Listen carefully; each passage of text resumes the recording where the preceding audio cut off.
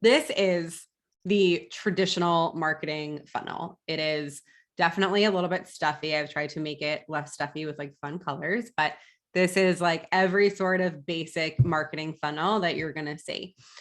Obviously, day number one, we talked about marketing systems because none of this will work if you don't have your system set up in place, right? Like everything we talked about of your domain, right? Like if you don't have a domain to even lead people to, none of these steps in the funnel are even going to matter. If you don't have an actual product that people can click on and purchase your product, none of this stuff is going to matter. If you don't have a place where you can direct people to take a consultation with you, none of this stuff matters. So day one, obviously, is always going to be the most important thing of like really laying the foundation. But then we have all of these, once you have all of that stuff like firmly set up, now we get to hit all of these different aspects of your funnel to make you guys just to have a really successful business, right? Like a really well-oiled machine business. So yesterday we talked about brand awareness, which a lot of the time in this day and age is going to be Instagram. Of course, you can have, your local partnerships aspect of it is a really big area for brand awareness. If you are a company with a larger budget, maybe you've got some commercials, advertisements, things like that. But for you guys, mostly social media is going to be one of the largest brand awareness plays that you can have. What comes next in that funnel is email. And the reason for that is because the second step in the funnel is when someone says like, okay, I'm aware of you and now I'm interested in you. So the purpose of yesterday was for you guys to really create content that is exciting and valuable to your ideal clients. So it is hopefully all of the content that you're creating on social signifies a real interest from your community, so much so that they want to hear more from you in their email.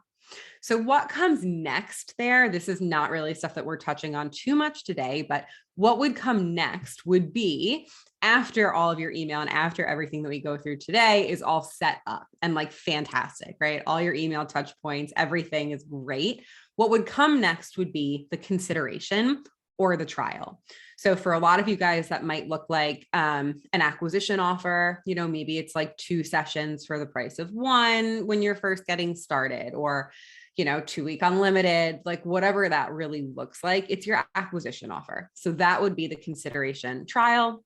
Then it would be the brand adoption, right? So then they become a client of yours. Maybe they've purchased a few packages over time. Maybe they are, just one of your clients that comes to you twice a week. Like they've become a client. What would come next after that is that they're going to become like your brand advocate. So these are the people that have been training with you for a really long time.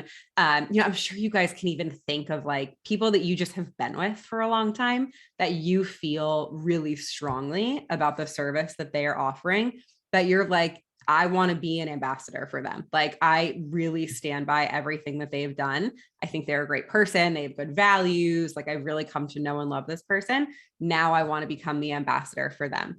So that is the absolute last step in the funnel. That's obviously the ideal goal, right? Like that's what we're trying to get all of our clients to. And just making sure that we have the right communication set up is going to be the best part for us. So this is the funnel blueprint. I will in Teachable, I'm going to attach a totally blank one for you guys so that you can sort of fill this out on your own. I've just attached it to some basic metrics that might sort of help to contextualize. I know for me, like when I just see a lot of graphs, I'm like, okay, but I need to contextualize it here. So this is what this would look like for a totally random fake client that doesn't exist, right? So let's say in their top of funnel, so they're doing Instagram, Pinterest, press articles, they're on podcasts, they're in Clubhouse, they're doing Instagram lives, they're getting 500 people a month. So they're getting 500 people that they're touching through brand awareness, right? Let's say with a 50% conversion rate that their top of funnel content is so interesting that 50% of those people have been like, I'm interested in you. I want to know more. So I'm going to opt into, your lead magnet. So we're going to go through what lead magnets are. So don't worry. But let's say then they get 250 people from those 500. If we get a 20% conversion rate from their email, so a 20% conversion rate of their nurture sequence, let's say they have 50 people a month that are like, yep, I want to try this class. I'm going to do this acquisition offer, whatever it is. Let's say we have 50 people at maybe it's $20. This is obviously just a class option. I know everybody's business is a little bit different, but this would be $1,000, right? This would be this one revenue stream is going to be drop-in classes. That would then funnel into from their email marketing and from their like in-person marketing as well. Maybe then the instructor, you guys, is like, okay, great. Now I'm going to funnel you into your monthly unlimited or something like that, which is going to be your second revenue stream. Let's say 50% of the people that have taken your class, generally a good conversion rate that I've seen is between 40 and 60%. Some people are really at like 30%. Some people are at like 60%. This is just one of those reports that I would always, much like I say, set up a calendar reminder to go through your Instagram insights. I would just also write that down and just say like, how often am I checking in with how often are my first timers coming back? That's like an incredibly important number to just always want to know of like what your conversion rate actually is from a first time service with you, from your consultations, right? How many people that have taken a consultation with you have converted into actual one-on-one clients or into clients. So that's just going to be a number that you do want to know. Like if I were to text you guys in a month from now and say, hey, Laura, what's your conversion rate? Right? Like I would want you to reply and be like, all right, okay, yeah, I had 10 consultations, 4 people turned into clients. So therefore it's 40%. Okay. So then they buy the monthly unlimited. Maybe it's $149 a month and you get 25 people to do that. So now you're at like 3,725 for your revenue. Of those monthly unlimiteds, you're only going to want to pick a few, right? You're only a few people are really going to become like your high ticket ambassador type clients, but maybe that's 5 of them. Maybe you then have a group coaching program or something a little bit more elevated. Let's say it's $750 a month. So now from that one, you're making $3,700. So this is just a total example of what your funnel could look like when compared with this, right? So just what that might look like for you guys. With just, also like the businesses that you have. A less stuffy way to look at it, a less like marketing magazine way to look at it could be this. This is the soul cycle sort of way of, it used to be the soul cycle way of like how we would sort of look at client journeys. I posted this on Instagram too. It's just literally the same thing, but it's as if the funnel like started over again, right? Like once you have your ambassadors and you have your people that have become really retained and know and love you, they then start sharing about you and then they go right back into the top of the funnel to everybody else. So this is literally just another way to look at it that hopefully I think simplifies it. Some people understand the funnel really well. Some people understand this like figure 8 really well. So however it comes across to you is totally okay. No matter which way you prefer, your funnel should always feel sustainable and exciting. It should never feel like you don't know what you're doing or you feel annoyed because, you're not getting enough people in your top of funnel or you don't know what partnerships to pursue. Like it should never feel bad for you. It should always feel sustainable and exciting. And if it doesn't, and this is where you like hop in the Slack and be like, Alexa, I'm annoyed at my funnel. Can you help?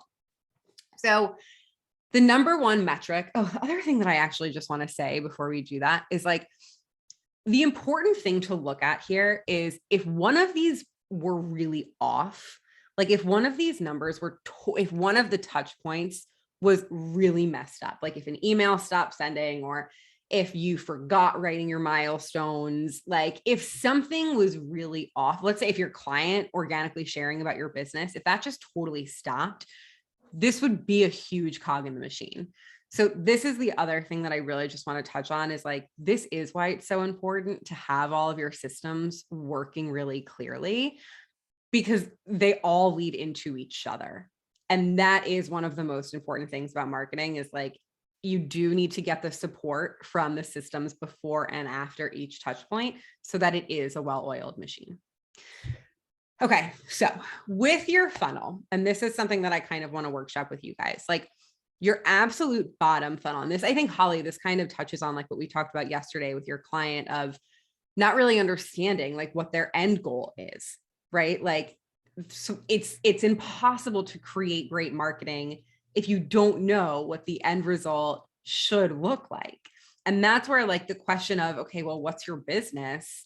What are your business goals right now? Like that is something that you should all be able to answer, right? So if your business goal right now is, I want to sign 10 personal training clients next month, so the way you would do that in your funnel, right, is to say, you would go back to your funnel and you would be like, okay, cool. That means, at the conversion rate that I predict for myself, that means I'm going to need to do 40 consultations next month. How in the world am I going to get 40 people to sign up for consultations? Okay, I'm going to create some content that really supports exactly what my style is and lead that all into consultations.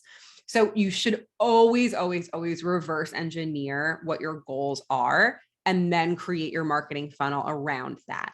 So curious if you guys just want to like popcorn out, like what is the one goal that you guys are all working towards like over the next 3 months? Like if I could just answer, if I could do like, a wand and just grant you what your goal is for the next month in your business, what would it be?